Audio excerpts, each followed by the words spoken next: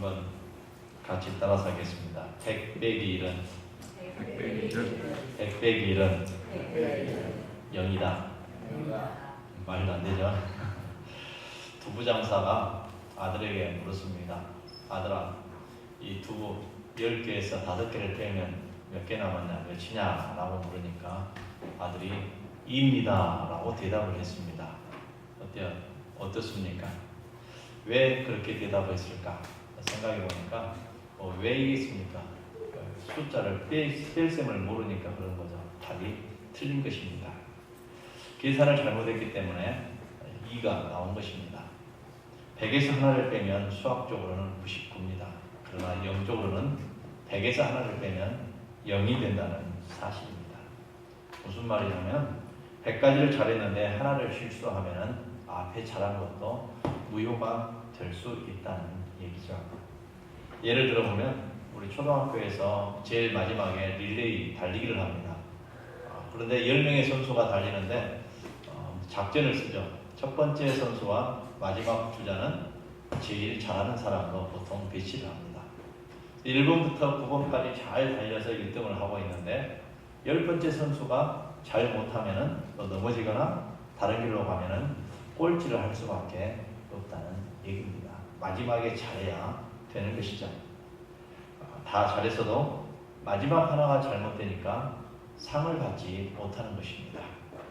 오늘 본문의 여러 이야기를 보면은 우시야 왕의 이야기가 나오는데 이 우시야 왕은 이스라엘 왕, 유대 왕 중에서도 가장 장점이 많은 왕이었습니다.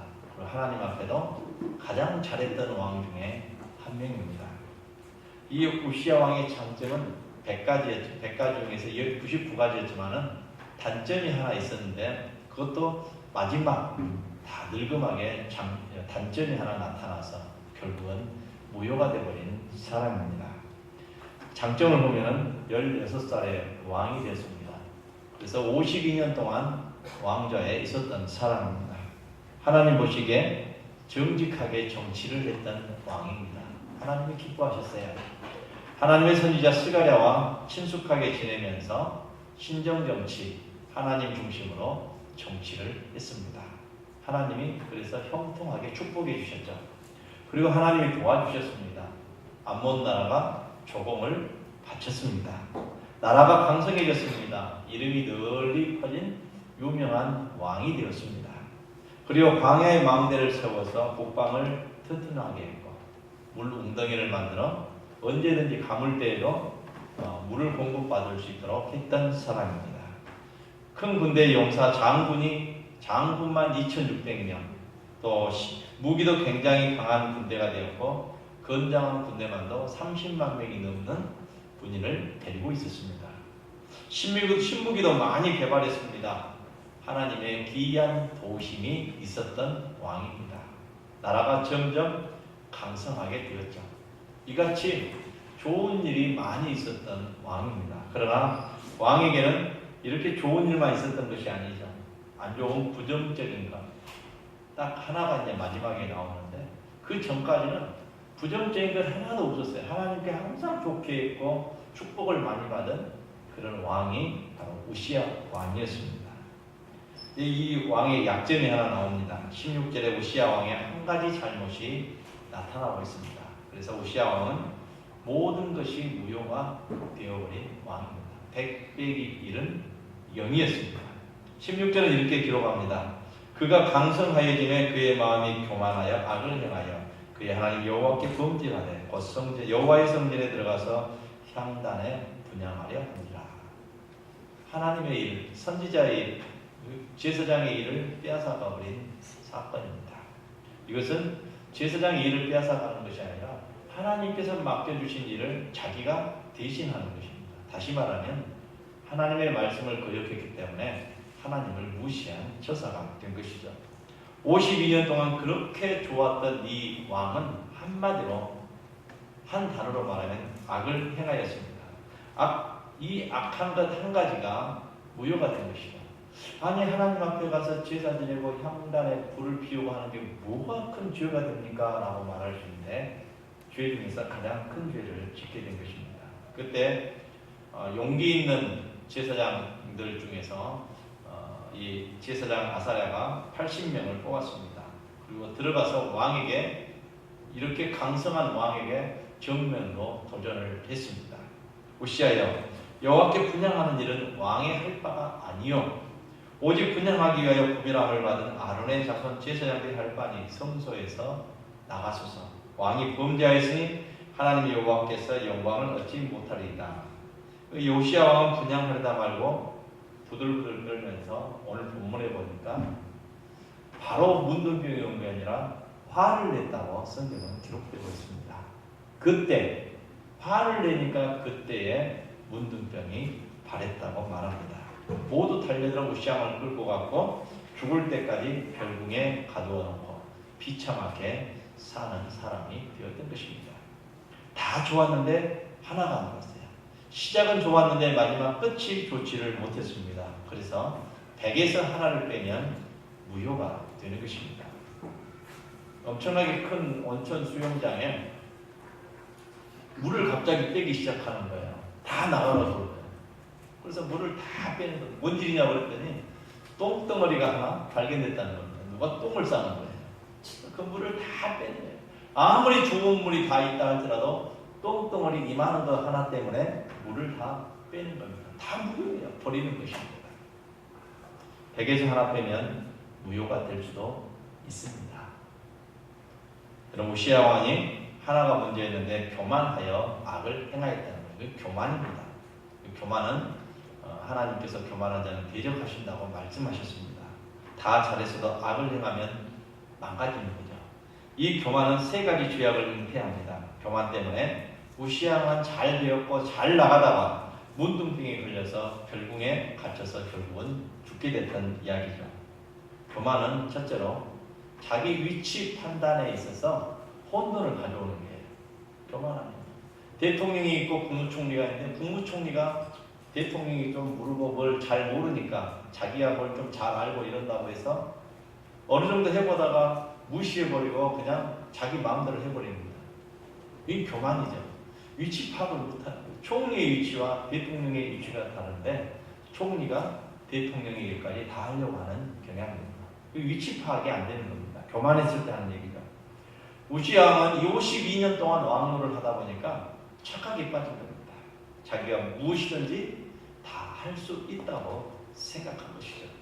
자기는 못하는 것이 없고 못 들어갈 것도 없다. 이렇게 생각하게 된 것입니다. 그래서 제사장만이 들어가는 성소에 들어갔고 바로 그 성소에서 제사장만이 할 수 있는 향불을 피웠습니다.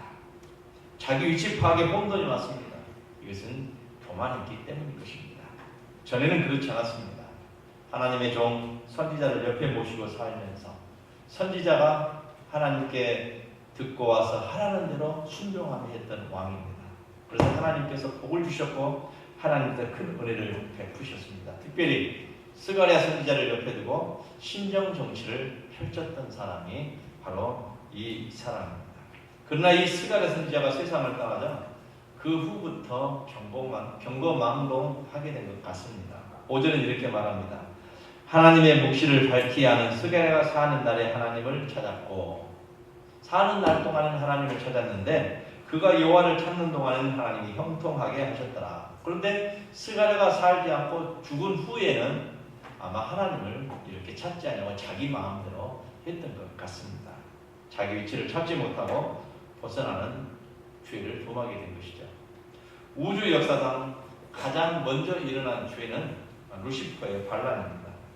하나님의 피조물이었던 이 루시퍼가 자기 위치 파악을 하지 못했습니다. 루시퍼는 성가대를 맡았던 천사입니다.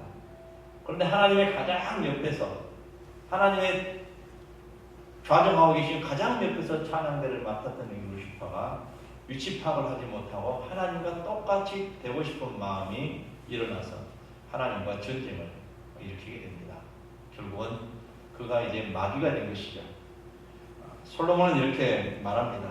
교만은 패망의 선봉이요 거만한 마음은 넘어짐의 앞자리입니다.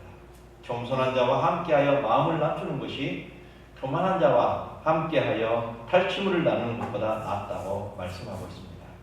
교만한 자의 특징이 있습니다. 남의 말을 잘 듣지 않냐고 자기 말만 한다는 것입니다. 인격은 입이 아니라 귀에 있음을 우리는 알아야 됩니다. 말하지 않고 듣는 것이 겸손이고 듣지 않고 말하는 것이 교만입니다. 우시야 왕 선지자가 성소에서 나가라고 하는데 듣지 않고 자기 말만 했습니다.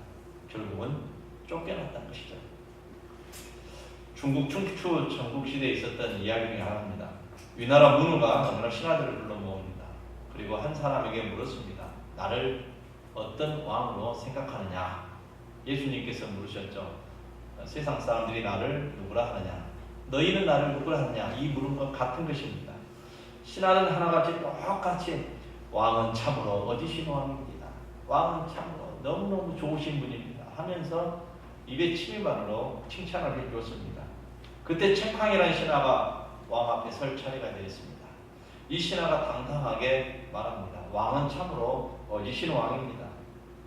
그러나 언제부턴가 어진 것이 사라져버렸습니다. 중국 중산국을 토벌하신 후에 그곳에 있는 소신을 봉하셔야 마땅한데 황태자를 영주로 봉하셨습니다. 자기의 가장 가까운 사람들을 하나씩 자리에 앉히기 시작했다는 얘기입니다. 그래서 도리 어긋난 처신을 하신 왕이기 때문에 이제 어지신 왕이라 할 수 없습니다. 라고 얘기를 했습니다. 왕은 이 말을 듣고 화가 났습니다. 그래서 쫓아내버렸습니다. 임자 신하의 처리가 되겠습니다. 이제 임자라는 신하에게 말을 하는데 임자는 도대체 뭐라고 말할까 모두 관심을 집중하고 있는 찰나입니다. 왕이 물었습니다. 그대는 나를 어떻게 생각하는고? 그때 이렇게 말합니다. 왕은 참으로 어지신 왕입니다. 앞에 했던 신하와 똑같이 말했습니다. 그래? 왜 그렇게 생각하느냐? 라고 말합니다. 그때 말합니다. 자고로 어지신 임금 밑에는 직언을 하는 신하가 있습니다. 그런데 책황은 확실히 맞는 직언을 했습니다. 이런 신하가 임금님 밑에 있는데 임금님은 어지신 임금입니다. 라고 얘기를 했습니다. 이 말을 듣고 왕이 말했습니다. 참으로 옳은 말이로다. 내가 앞에 책황에게 참 잘못할 뻔했구나. 그를 다시 불러오도록 하여라. 라고 명령을 내렸다는 얘기입니다. 미련한 자는 교만하여 남의 말을 듣지 않습니다. 그러나 남의 말을 들을 줄 아는 사람이 바로 지혜로운 사람인 것이죠. 우시야 왕 교만함으로 자기 위치 파악에 혼동을 일으켜서 결국 100가지 좋은 것을 무효로 만든 사람이 되었던 것입니다. 두 번째는 교만은 매너리즘에 그러한 죄를 짓게 합니다. 이 매너리즘은 내 상황을 나태하게 만든다는 얘기죠. 그냥 멍하게 지나게끔 만드는 것입니다. 우시야 왕은 52년 동안 왕 노릇하니까 그런 상황에 빠질 수밖에 없는 상황이죠. 교만하다는 것은 자기 돌봄이 없고 긴장이 없다는 얘기입니다. 52년 왕 노릇하는 동안 긴장이 풀어져 버린 것입니다. 너무너무 축복만 받다 보니까 긴장이 쭉 풀어져 버린 것이다. 청개구리와 똑같다는 얘기입니다. 여러분 청개구리 아시죠? 뜨거운 물이 있는데 거기에 청개구리 한 마리 탁 던지면은 이게 1초도 안 돼서 금방 튀어나옵니다. 안 죽어요. 그냥 튀어나옵니다. 그런데 찬물에서 시작해서 찬물에다 넣어놓고 물을 살살 끓이면은요, 이 개구리들이 수영하고 여유있게 있다가 점점 따뜻해지는구나. 아유 정말 좋다. 사우나 집에 왔는가 보다 하다가 꼴까닥 하고 죽어요. 안 뛰어나옵니다. 예전에 어릴 때 개구리를 잡아서 친구들이면 선배들이 동네에서 이렇게 먹잖아요. 잡아먹는데 그걸 왜 이렇게 맛있게 먹는지 모르겠어요. 저는 한 달에도 못 뜯어봤습니다. 비위가 좀 약해서. 그런데 뜯어먹는데 개구리를 잡아서 삶을 때 찬물에다 넣어놓고 딱 삶습니다. 그러면은 개구리가 안 도망갑니다. 그대로 일단 점점 따뜻해지면서 죽어가는 거예요. 바로 나태해진다는 거예요. 그만큼. 이 우시야 왕이 이런 매너리즘에 빠져가지고 이렇게 한참을 뜨거워져서 자기 죽는 줄 모르고 있다가 나중에 교만하게 돼서 이렇게 망하게 되었다는 얘기입니다. 이것이 긴장이 완화된 매너리즘입니다. 바이올린을 안 쓸 때는 줄을 풀어주죠. 기타도 마찬가지일 것입니다. 그러나 아름다운 소리를 내게 되면 바짝 조여져야 됩니다. 긴장을 줘야 된다는 얘기입니다. 기타도 그렇고 팔도 그렇습니다. 바로 사용하려면 긴장을 주어야 합니다. 팽팽하게 주어야 하는 것입니다. 피아노도 오래 사용하다 보면 팽팽한 줄이 느슨해집니다. 그래서 조율을 해야 되는 것이죠. 자동차도 정기적으로 점검을 해줘야 되는 것입니다. 사람도 똑같습니다. 사람도 자극이 필요할 때가 있는 것이죠. 춘추시대 말기 제나라고 하는 나라가 있는데 명제상에 있던 안영이라는 사람 이야기입니다. 유명한 제상 안영을 모시고 길거리에 나가면 국민들이 그를 존경했습니다. 그래서 그분을 칭찬하고 그분에게 절을 하면서 이렇게 했어요. 근데 그 말을 잡고 가는 마부가 하나 있었어요. 따라가니까 자기한테 하는 줄 알고 착각에 빠진 겁니다. 한두 번은 그런가 보다 했는데 자기도 아주 정중하게 해주는 것 같아요. 이 마부는 자기가 모시는 안영보다 체격도 좋고 인물도 훨씬 잘난 사람입니다. 마치 자기 자신에게 인사하는 것처럼 처음에는 자기가 모시는 어르신에게 하는 걸로 생각했는데 1년 지나고 2년 지나고 3년 지나고 쭉 시간이 지나다 보니까 자기가 착각에 빠진 것입니다. 그럴수록 그 마법을 어깨에 힘이 쫙 들어가가지고 이렇게 다니고 거드름을 피우면서 다니는 것입니다. 사실 그 뒤에 앉아있는 안영보다 키도 크고 훨씬 더 잘생긴 그런 사람이죠. 그러던 어느 날 이 마부의 부인은 문틈으로 의기양양하게 말을 모는 이 남편의 모습을 보고 슬픔에 빠졌습니다. 저것은 아닌데 이렇게 생각하게 된 것입니다. 어느 날 자기 남편이 일을 마치고 집으로 돌아왔습니다. 부인은 남편에게 말합니다. 우리 이혼합시다. 나 집을 나갈라요. 보따리를 싸기 시작했습니다. 당신이 모시는 그분은 제 나라의 제상입니다. 그런데 그분의 태도를 보면 언제나 스스로를 낮추며 겸손해 하십니다. 한 백성 하나에까지 정성껏 얘기해 줍니다. 그런데 당신은 한낱 마부이면서 교만하게 처신한 이것이 이제 당신을 떠날 수밖에 없는 이유입니다. 아내의 말에 충격을 받은 마부는 자기가 이 매너리즘에 빠졌다는 것을 깨닫게 되었습니다. 그래서 다시는 교만함을 부리지 않겠다고 부인에게 다짐을 했습니다. 그날부터 마부는 자기 몸을 낮추고 겸손하게 행동했다고 한다는 이야기입니다. 평소와 달라진 마부의 모습을 본 제상이 그 이유를 물었습니다. 마부는 집에 있었던 일을 사실대로 얘기를 해줬습니다. 그런데 이 제상도 마부를 유심히 관찰하고 있었다는 얘기입니다. 제상은 이 부인의 충고를 듣고 자기의 고집을 꺾고 겸손하게 살아가는 이 마부를 기특하게 여겨서 대부라는 벼슬을 주도록 임금님에게 청구를 했습니다. 이제 벼슬아치가 된 것입니다. 이 이야기는 중국의 역사를 간략하게 엮은 사가에 나오는 이야기입니다. 이 짧은 이야기 속에 위대한 사람 3명을 발견하게 되죠. 첫 번째 사람은 마부입니다. 현명한 아내 올바른 친구의 귀를 기울일 줄 알았기 때문에 이 사람은 위대한 사람입니다. 그리고 자기 잘못을 인정하고 고치는 이 마부의 용기가 우리가 배울 수 있는 점입니다. 두 번째 사람은 마부의 상사입니다. 안영이라는 사람입니다. 자기가 데리고 있는 부하의 변화를 보고 인정해 줄 아는 사람이었다는 얘기입니다. 자기 자신을 이치를 모르고 있다가 눈을 감고 있다가 변화 있는 것을 보고 승진시킨 그 사람이 큰 사람이라는 이야기죠. 그러나 이 이야기에서 가장 위대한 사람이 나오는데 이 사람은 마부의 아내입니다. 현명한 아내가 위대한 남편을 만들었습니다. 매너리즘에 빠진 남편을 바르게 만든 여인이죠. 절대 정권은 절대 부패한다는 말이 있습니다. 그래서 우리나라의 절대 정권이었던 이승만 정권, 또 박정희 정권, 전두환 정권, 이때 우리나라 부패가 거의 다 이루어졌습니다. 절대 정권이었죠. 오시아 왕은 52년 동안 장기 집권하면서 교만한 매너리즘에 빠졌죠. 결국 그 매너리즘에 빠져가지고 나오질 못해서 결국은 허무하게 죽고 만 사람이 우시아 왕입니다. 이집트 무바라크도 30년 집권하면서 개인 재산 78조 원을 모았답니다. 78조 원을. 현재 개인 재산.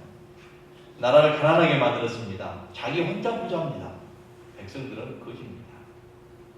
매너리즘을 국민들은 용서하지 않았습니다. 지금 벌금으로 이번에 벌금 선고하는 게 몇천억 벌금 냈다는데 껌값도 안 되죠. 이제 그 돈을 78조를 다 어떻게 빼낼 것입니까? 한 부자가 있었습니다. 그 부자가 무인배를 구입했어요. 그리고 나무를 심고 꽃을 심고 섬을 아름답게 가꾸었습니다. 그리고 자기가 좋아하는 토끼를 그곳에 풀어놨어요. 잘 살아가고 있습니다. 그런데 하루가 지나고 이틀이 지나고 열이 지나 한 달이 지나니 이 토끼가 눈이 푹 풀어져가지고 힘도 없고 이거 완전히 마시간 토끼가 다 돼버렸어요. 그래서 이거 도대체 어떻게 된 일인가 싶어가지고 탄식하고 있는데 수의사를 불렀습니다. 이렇게 좋은 환경을 줬는데 왜 토끼가 제대로 살지를 못합니까? 그러니까 이 수의사가 하는 말이 그럽니다. 이리를 한 마리 정도 넣어놓으십시오. 아니 이리를 넣으면 토끼 다 잡아먹으려고 어떻게 하냐고. 그래도 넣어놓으십시오. 이리를 넣어놨습니다. 토끼가 몇 마리 죽긴 죽었습니다. 그런데 이 토끼들이 어떻게 하면 살아가려고 그냥 생기가 넘치는 거예요. 눈동자로 동글동글해지면서. 그래서 토끼 몇 마리는 희생이 됐지만은 나머지는 아주 멋진 토끼로 자랄 수 있었다고 한다는 것입니다. 다시 말하면 긴장이 있었기 때문에 그리할 수 있었던 것입니다. 우시아는 환경을 바꾸는 데 실패해서 백배기 일을 99가 아닌 0으로 만들어버린 사람입니다. 세 번째는 교만은 분노라는 죄를 짓게 되죠. 우리가 교만하면 분노하게 됩니다. 우시아 왕이 교만하여 성소에 들어가 분향하려고 했습니다. 용기 있는 아사랴 제사장이 80명과 함께 가서 나가라고 소리칩니다. 그때 우시아 왕은 화를 냈습니다. 우시아가 손으로 향도를 잡고 분향하려다가 화를 내니 그때 제사장이 화를 내니 그가 제사장이 화를 낼 때에 여호와의 전 안향단계 제사장 앞에서 그의 이마에 문둥병이 생긴지라. 겸손한 사람은 화를 내지 않습니다. 교만한 사람은 화를 냅니다. 화를 낸다는 것 자체가 교만입니다. 화가 극치에 달할 때 기업까지 생겼습니다. 솔로몬은 이렇게 말합니다. 모만한 자는 성읍을 요란케 하여도 슬기로운 자는 노를 그치게 하느니라. 지혜로운 자와 미련한 자가 다투면 지혜로운 자가 노하든지 웃든지 그 다툼이 그침이 없느니라. 피 흘리기를 좋아하는 자는 온전한 자를 미워하고 정직한 자의 생명을 찾느니라. 어리석은 자는 그 노를 다 드러내어도 지혜로운 자는 그 노를 억제하느니라 라고 말했습니다. 이스라엘 힐렐 앞에는 어떤 일이 있어도 화를 내지 않는 사람이라고 소문이 났습니다. 그래서 자기 자신을 잘 다스리는 랍비의 모델입니다. 어느 날 한 사람이 자기 친구와 내기를 했습니다. 이 힐레를 성질을 돋구어서 화를 한 번만 내기를 한다는 내가 은자 400개를 주겠어. 이렇게 얘기를 했어요. 화만 내게 한다. 그래서 좋다고 해가지고 그 400개 이제 내가 받아야지 하면서 안식일 전날 힐렐 랍비를 찾아갔습니다. 힐렐 랍비는 안식일을 잘 막기 위해서 몸을 깨끗이 목욕 재개를 딱 하고 있었습니다. 그의 문 앞에서 무리한 행동을 하기 시작합니다. 물론 일부러 그렇게 하는 거죠. 화를 내게 하기 위해서. 힐렐 어디 있어? 막 하면서 행패 부르듯이 찾아옵니다. 쌍스럽게 이름을 부르면서 반말을 막 짓거려댑니다. 힐렐 랍비는 자기를 부르는 음성을 듣고 목욕을 하다 말고 밖으로 나왔습니다. 무덤 하나 걸치고 여보게 내가 무엇을 주기를 원하는가? 라고 정중하게 물었습니다. 당신께 질문 한 가지 하겠소? 방금까지도 반말하면서 오다가 당신께 질문 한 가지 하겠소? 말해보게나. 왜 바벨론 사람들은 머리가 둥글지요? 왜 바벨론 사람 머리가 둥글지요? 말도 안 되는 질문입니다. 목욕하고 있는데 그거 질문하려고 온 것이에요. 그러자 힐렐은 태연하게 대답합니다. 바벨론 사람들이 머리가 둥근 이유가 있지. 그것은 산파들의 아이를 받을 때 기술이 없기 때문이야 라고 대답을 해줬습니다. 그 친구는 알겠다고 대답하고 밖으로 나갔습니다. 힐렐은 목욕하다 말고 하기 때문에 다시 들어가서 목욕을 합니다. 조금 후에 또다시 소리 지르기 시작합니다. 힐렐 앞에는 또 목욕하다 말고 또 나왔어요. 그리고 말합니다. 왜 왔지? 질문이 한 가지 더 있습니다. 뭔가 아프리카 사람은 왜 발이 넓지요? 하고 또 물었어요. 그들은 습지에 살기 때문이라네 라고 대답을 해줬습니다. 그 말을 듣자마자 이 힐렐에게 또다시 질문을 말합니다. 질문 하나 더 하는데 화내지 말아주십시오. 하고 싶은 이야기 있으면 다 당신은 탈무드학교 교장 선생님이죠. 그런데 그렇다면 유대인 가운데 당신같이 나에게 피해를 주는 사람은 없겠지요? 라고 말합니다. 무슨 말인가? 그러니까 사실 내가 당신 때문에 은 400개를 잃게 생겼습니다. 내가 은 400개를 당신이 화 한마디만 내면은 400개를 받는데 지금 화를 안 내니까 내가 400개를 받을 수가 없게 생겼습니다. 힐렐라 때는 정중히 말합니다. 내가 이성을 잃는 것보다 당신이 은 400개를 손해보는 것이 더 낫네, 더 좋네라고 대답을 했습니다.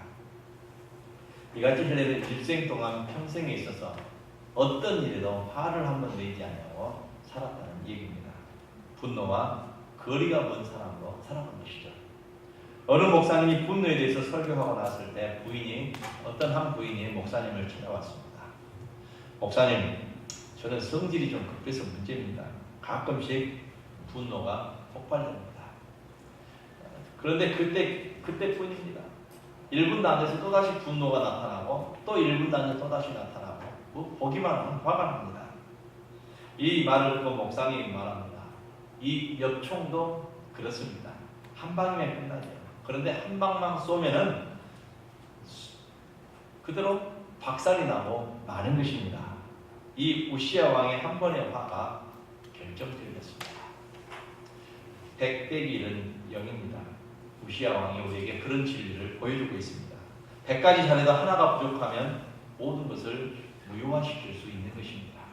온몸에 100군데가 다 건강하여도 우리의 윗속에 암 존재 조그마한 게 하나 들어가면 온몸이 다 죽을 수밖에 없는 상황이 되는 것입니다. 자동차 부속 2만 개가 다 좋다 해도 핸들이 없으면 운전할 수가 없는 것입니다. 삼손도 100가지 다 좋아도 이성에 약하니까 다 무효가 돼서 눈도 뽑히고 결국은 죽었습니다. 가룟 유다가 다 좋았는데 돈에 약하니까 다 무효가 되어버렸습니다. 100대의 길은 0이죠. 예수님이 부자 청년을 만났습니다. 어려서부터 모든 율법을 다 지킨 모범 청년입니다. 그때 예수님 말씀하십니다. 내게 부족한 것 한 가지가 있으니 재산을 다 팔고 가난한 사람에게 나눠주고 나를 따라오너라. 네게 부족한 것 한 가지가 있다고 했어요. 그 청년은 부자이기 때문에 그 한 가지 때문에 근심하며 집으로 돌아갔고 예수님의 제자가 될 수 있는 기회를 놓쳐버렸습니다. 아마 이 사람이 따라왔던 예수님의 제자는 13명이 되었을 수도 있습니다.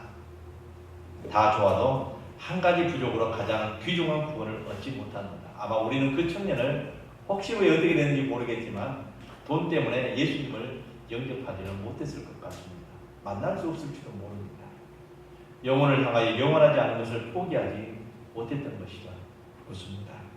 여러분들에게 한 가지 부족한 것이 무엇입니까? 100 빼기 1은 0이 될 수도 있습니다. 그 한 가지 부족한 것 하나님 안에서 찾으셔서 채울 수 있는 여러분들 되시기를 주님으로 부탁을 드립니다. 기도하겠습니다.